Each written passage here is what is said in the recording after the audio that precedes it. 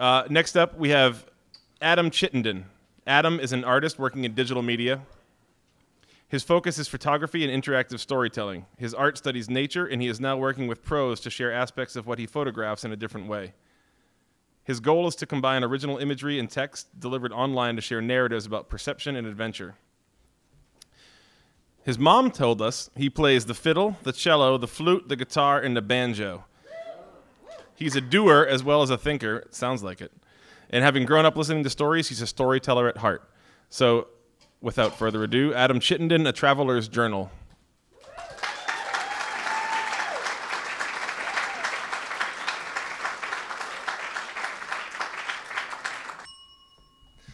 So, A Traveler's Journal is a new project I'm doing.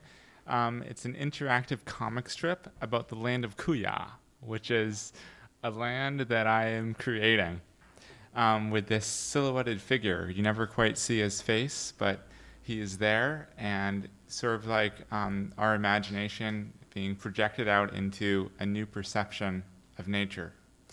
So this naturalist, the character, he got lost in Kuya because he looked into a magnifying glass and got sucked into this reality magically of sort of a new perspective.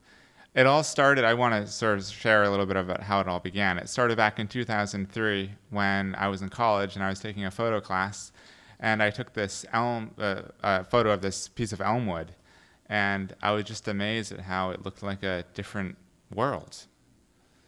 And this is really the beginning of everything. And I started getting into the different qualitative aspects of the grain and how it moves, and just the amazing character of the element. And I decided to really take this as far as I could go, sort of at that moment, I guess, in the class. So then I thought, well, I might as well learn Photoshop and start layering things together. So we got some layers there. You can see the hard edges, and it's an interesting look, recontextualizing something that we ordinarily know is wood, but when you look at it in a different way, it becomes something different. And then the edges have been blended, and it becomes a montage, a different landscape, different world.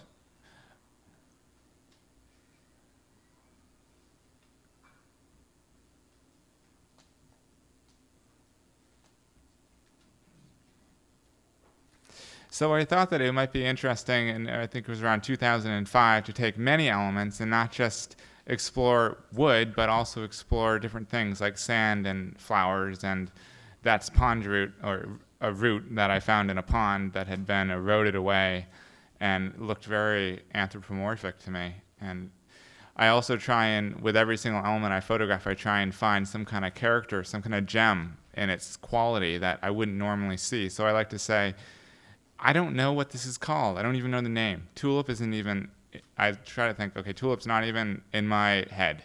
What is this? I have no idea. And try and capture something new. So I made a new series of images with a whole bunch of different elements. I called it a storied landscape. That was in 2005. 30 images. This is an ice and snow example of one of the initial images that I made. And I was really interested in exploring quality of landscape as well, like mood and season and a decay, and things that we might be able to relate to, but that happens in nature, and trying to explore perception and understanding of the way that nature evolves, like it becomes every moment. And this is more an ephemeral one with minerals, and also I wanted to include a mythological aspect because I've always been interested in storytelling. So that gold mountain with that figure on it, gold is normally, I think, related to like wisdom, and so to me that was something. And then I decided to focus in not just on landscape, but on specific things like this ice. So focusing on one thing and trying to show the quality of one thing, I call the Ice Lady.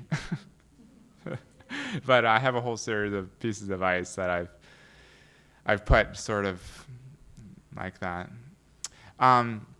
So I wanted to connect a traveler's journey in with this initial body of work that I did, and so I've opened this one up. It's called Latent Seed, and I always wanted to explore the flower kingdom, so I thought I would combine a focused element, like the flower, like exploring flowers like the Ice Lady, but with landscape. So there's the concept image where that same image that I made way back then, I opened it up, I think it was last year, and it's sort of opening into a new world of what is the seed, and how does it know that it's going to become what it's going to become? And there's sort of an interesting question. So in January, I made 8 new images that sort of introduce a traveler's journal, and there's the mineral river up in the top left, and it sort of feeds the valley, and then the lily, and it moves on, and within each you can see the next. So if you notice, the amaryllis, I guess, is a good one, that flower there. And then you keep going. So it's a visual narrative that you move through. That's kind of why I call it a comic strip, although maybe it's not exactly a comic strip. It's more an interconnected visual journey, I guess. And I want people to be able to go online and experience this. So I put this online on my website. You can go and read through it. I couldn't really put that on here now. But I added the character on the left on the daisy, and that's a really big step for me. And then there he is in the tulip, and there's some text there.